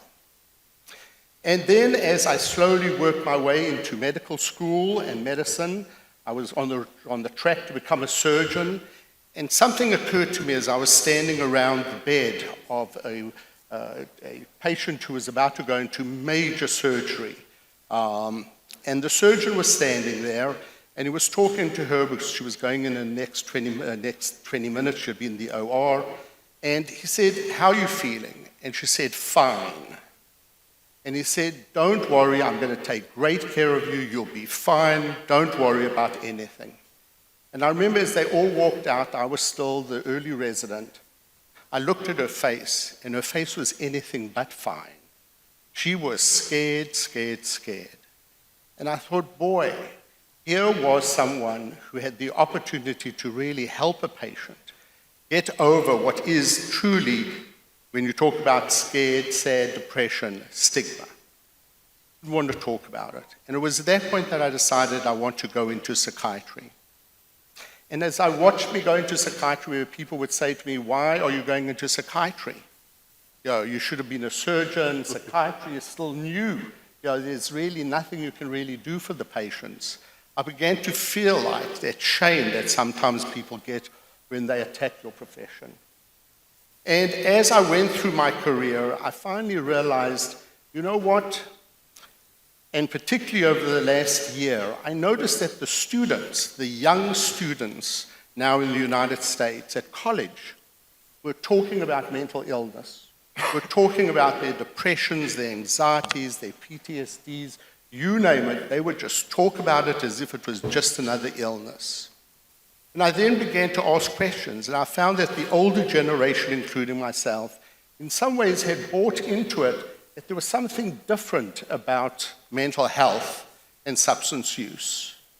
And as I began to really dissect it out, I realized, you know what, in this day and age, breast cancer today has remarkable treatments for women today and men if they do get it.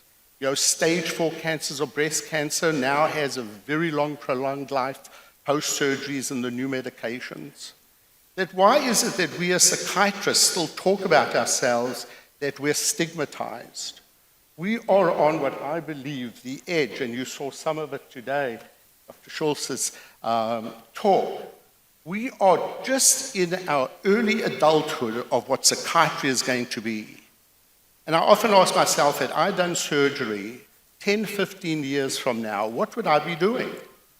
And I have a feeling I wouldn't have been doing surgery because they're already becoming more robotic in terms of surgery than there actually is for needs.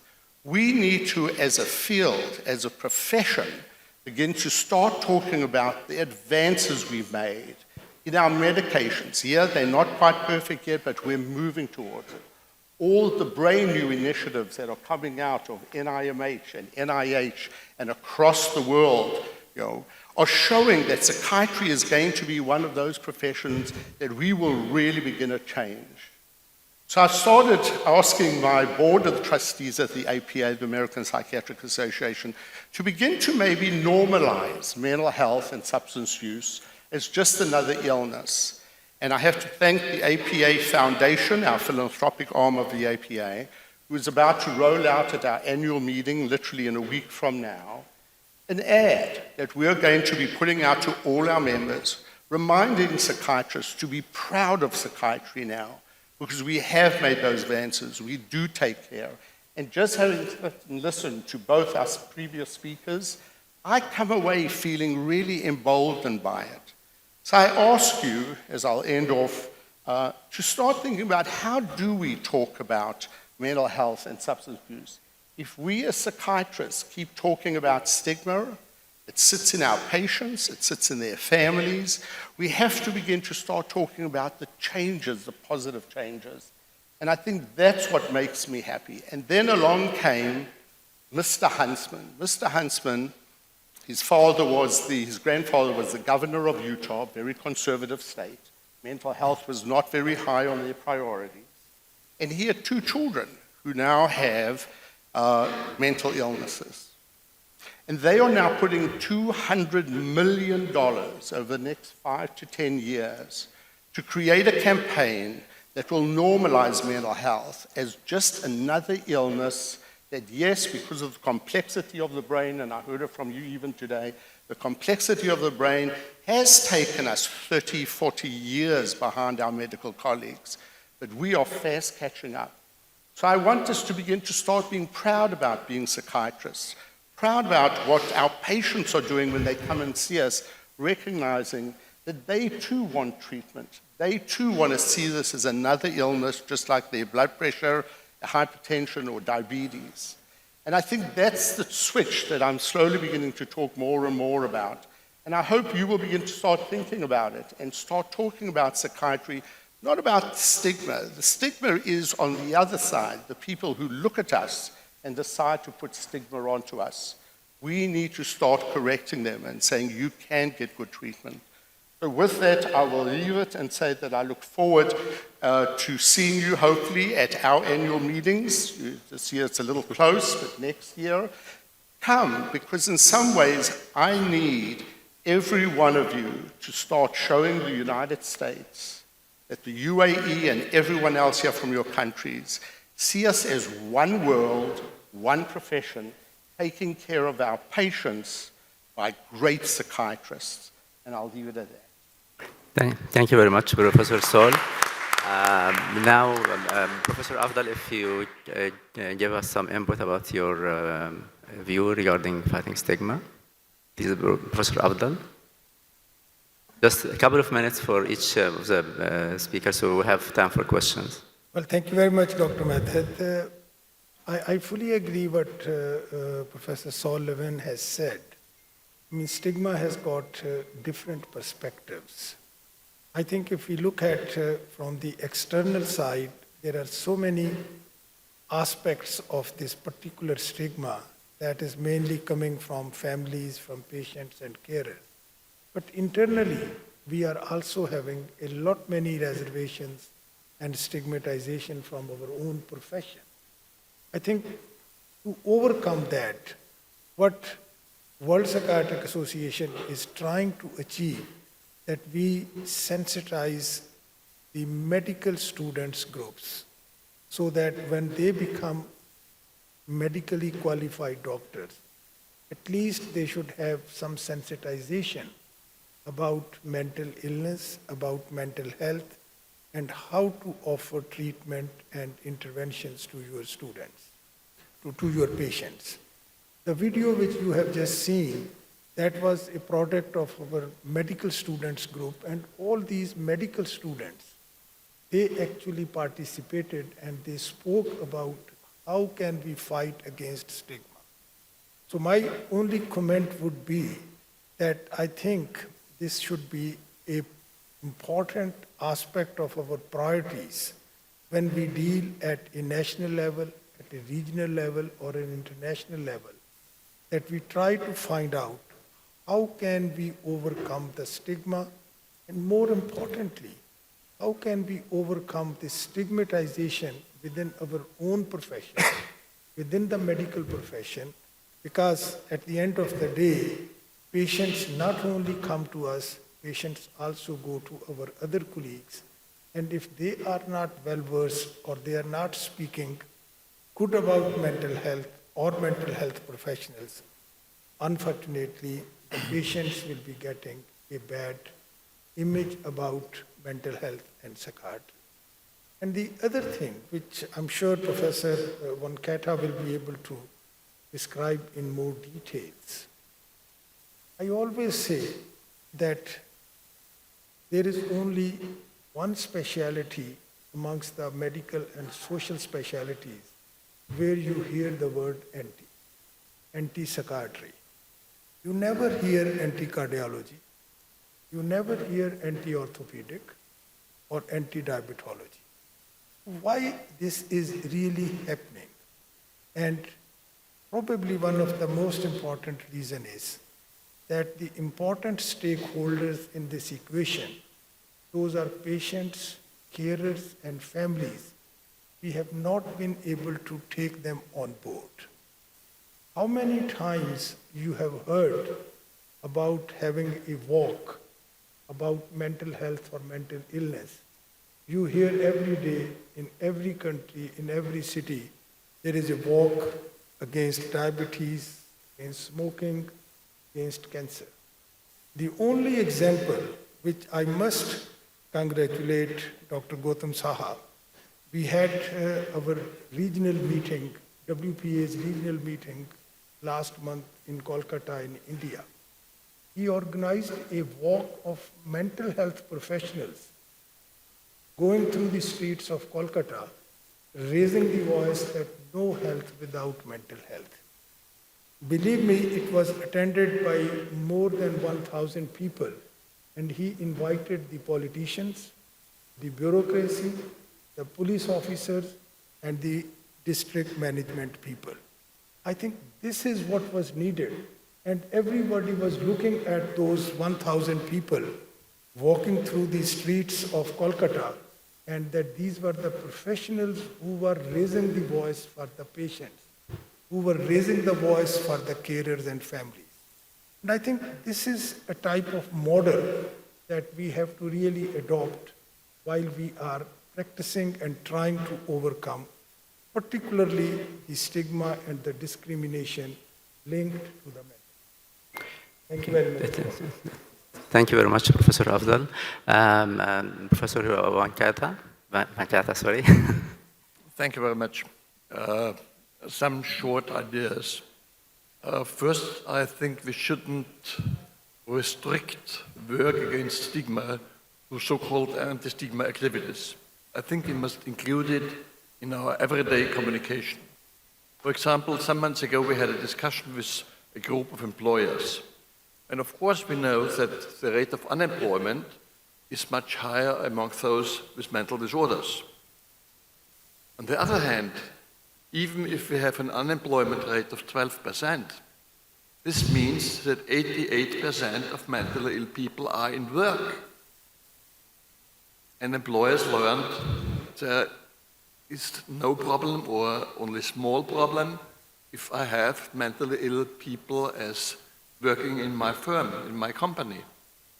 I think we have to include it in everyday life. If we teach students, usually we often focus on chronicity, on bad outcome, on disability and so on. But I think it's also important to tell people chronicity is, for most mental disorders, only a very small percentage. Most become well again, most recover. We have very good medication, we have very good psychological interventions and so on.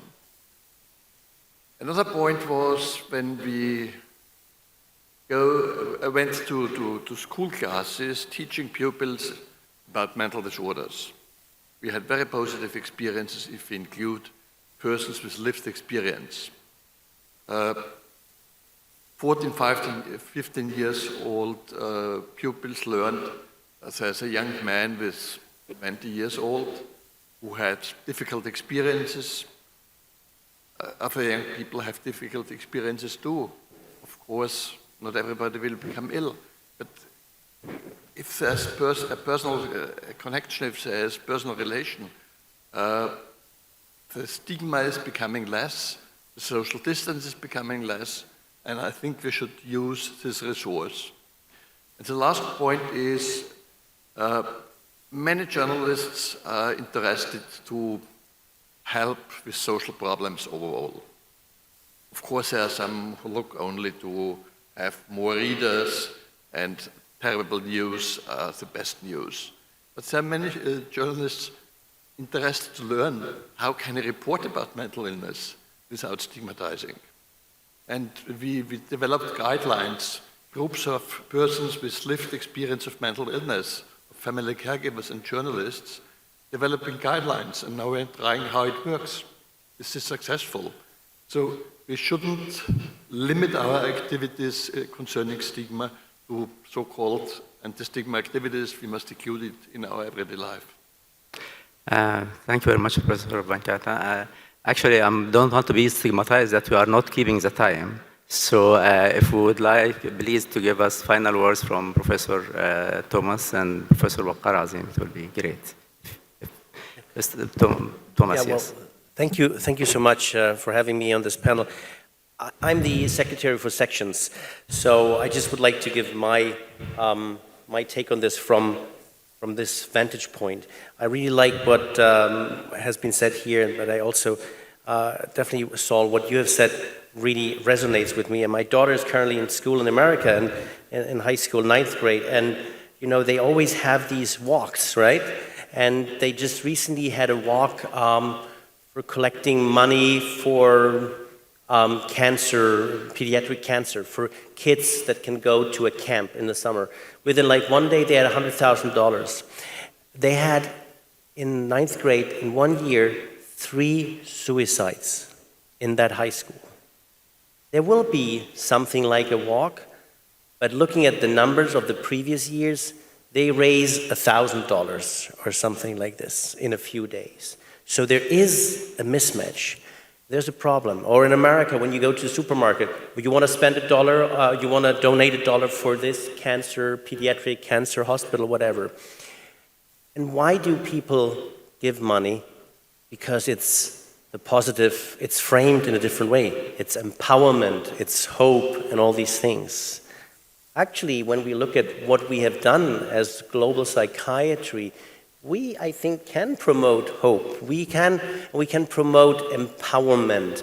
We can promote also mental health as a human right. I mean, there's so many positive aspects to our field. We should promote it. We need to have our heads held high.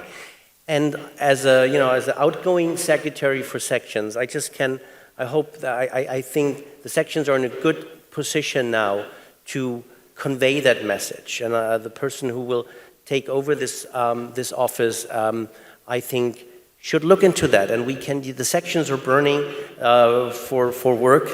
And why not make this? And I don't even want to use the word now here, but use the word empowerment. And use and ask the 66 sections that we have so far to come up with one idea how this and this section can contribute to an empowerment campaign. I think this could really change, and have that empowerment campaign at each and every meeting like we had in Kolkata, something like this. I think we have the resources as WPA. We just should use it.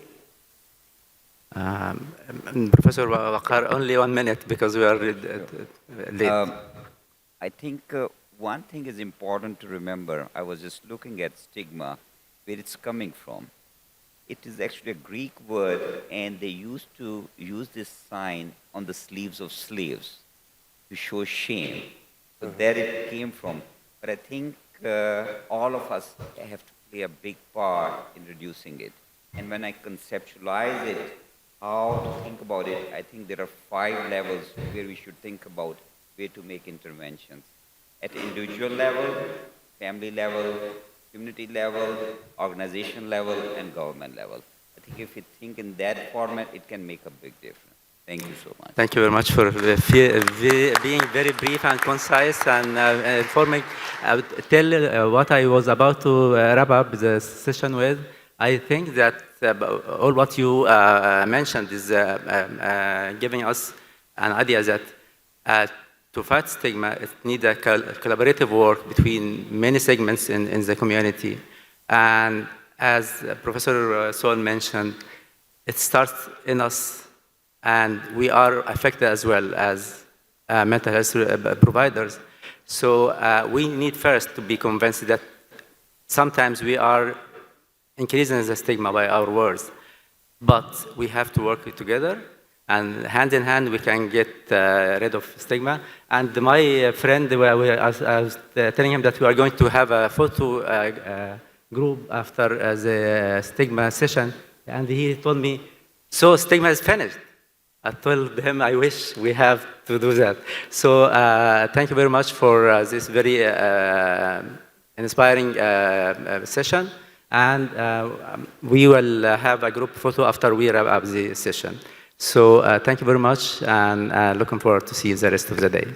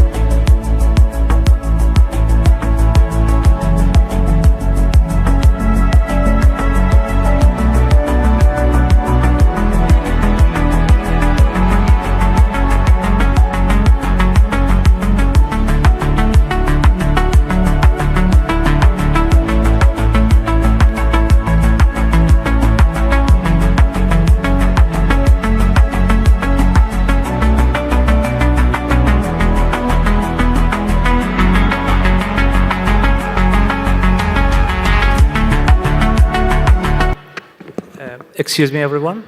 You're all invited to come to the stage for a group photo.